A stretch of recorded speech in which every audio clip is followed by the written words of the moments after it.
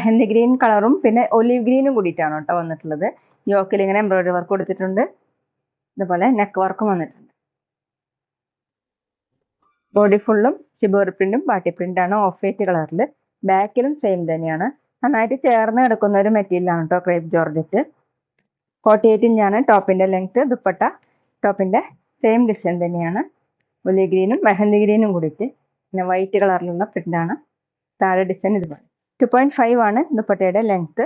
Bottom same design തന്നെയാണ്. Crepe ജോർജറ്റിൽ തന്നെയാണ് കേട്ടോ. നമുക്ക് ഡബിൾ ടോപ്പ് ചെയ്യാൻ പറ്റുന്ന മെറ്റീരിയലാണ്.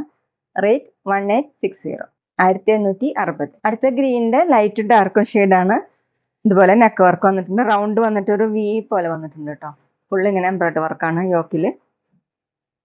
ബോഡി ഫുള്ളും ഇതുപോലെ ഓഫ് വൈറ്റ് കളറിലുള്ള പ്രിന്റ്, ഷിബോർ പ്രിന്റും ബാട്ടി പ്രിന്റും കൂടിയിട്ട്.